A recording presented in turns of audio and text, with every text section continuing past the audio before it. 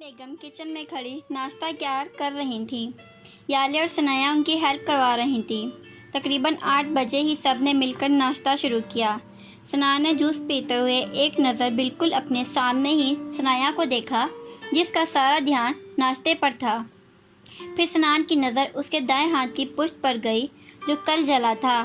وہاں اب ہلکی ہلکی سرخی موجود تھی۔ اس کے جھکے سر کو دیکھ کر ثنایا کے دل نے ایک ڈیٹ مس کی تھی۔ اس کا دل کیا کہ بس اسے دیکھ ہی جائے، پر ارد گرد کا لحاظ کرتا سر جھٹک گیا۔ مس نکھریلی کے تو نخرے ہی ختم ہو گئے ہیں سارے۔ مس نکھریلی سے مس معصومہ بن گئی ہے یہ تو۔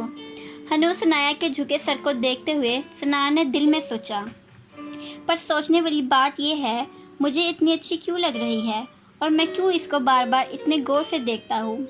اس نے خود سے سوال کیا، لیکن اس کا جواب اسے ابھی نہیں ملا تو سر جھٹکتا اٹھ کھڑا ہوا۔ آج سارا دن اس نے افنان کے ساتھ ہی گزارنا تھا، کیونکہ رات تک افنان نے چلے جانا تھا، اس لیے ناشتے کے 1-1.5 گھنٹے بعد ہی وہ دونوں گھر سے نکل گئے تھے۔ پیچھے ثنایا اور یالے نے مل کر پہلے سارا کام کیا اور پھر اپنے کمرے میں جا کر ناول کھول کر بیٹھ گئیں۔ اوئے میں سوچ رہی تھی کتابی شکل میں ناول منگواتے ہیں، زیادہ مزہ آئے گا پڑھنے کا۔ یالے نے مشورہ دیا، ہاں ٹھیک ہے تو ایسا کرتے ہیں، ہالن یا امر بیل منگواتے ہیں۔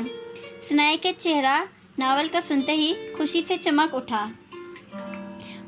ٹھیک ہے، دونوں کرتے ہیں، ایک تم پڑھ لینا اور ایک میں، بعد میں ایکسچینج کر لیں گے اور ہانی کو بھی دے دیں گے۔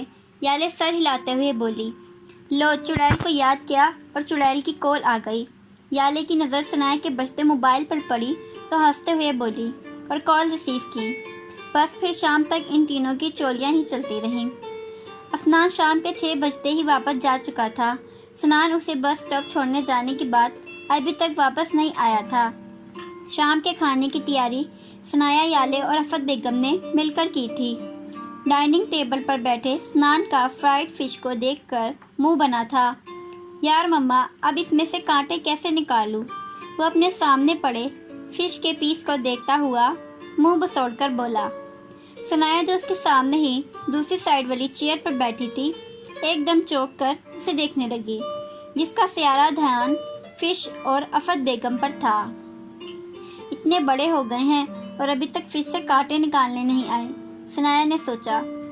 جب بھی وہ یہاں آتی تھی تو فش بننے پر ہمیشہ مرزا صاحب، افت بیگم یا یالے جو کہ اس سے چھوٹی تھی، وہ ثنایا کو فش میں سے کانٹے نکال کر دیتی تھی۔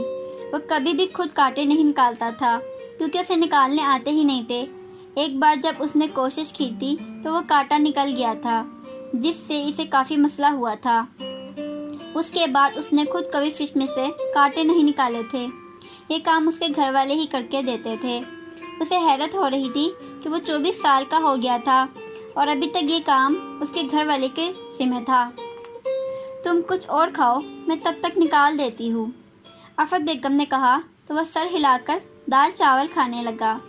اس کی نظر اچانک ثنایا پر گئی جو اس کی طرف ہی دیکھ رہی تھی، پھر اچانک نظروں کا زاویہ بدل گئی، جسے ثنایا نے بخوبی نوٹ کیا تھا۔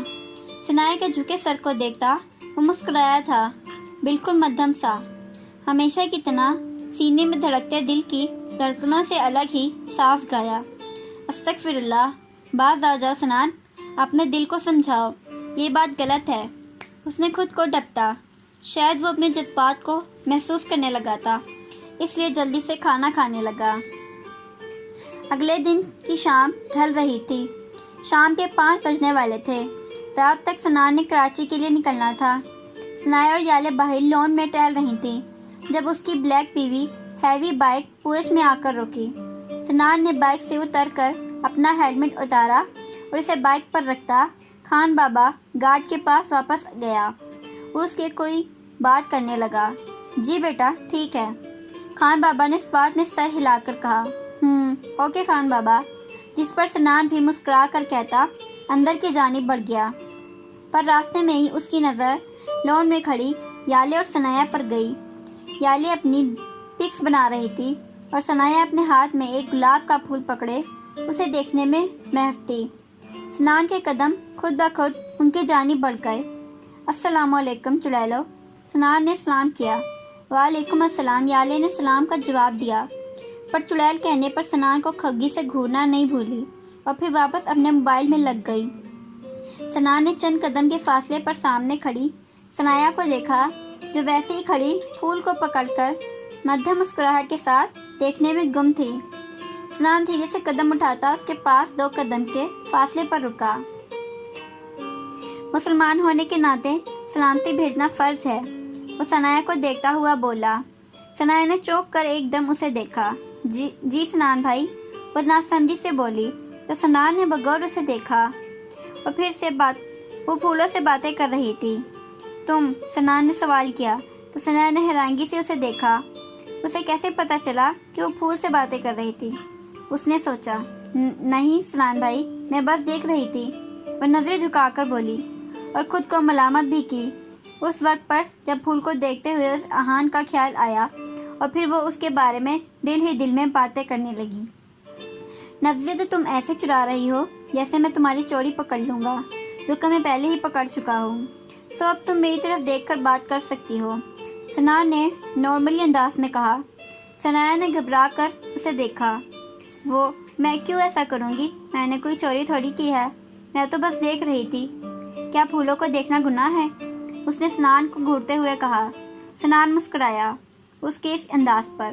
میں نے کب کہا کہ گناہ ہے؟ بھلی تم دیکھو، پاگلوں کی طرح ان بے زبان پھولوں سے باتیں کرو، مجھے کیا؟ میں تو بس یہ کہا تھا کہ سلام کا جواب دینا مسلمان پر فرض ہے، اور تم نے مجھے میرے سلام کا جواب نہیں دیا۔ سنان کندھے اچکاتا ہوا بولا۔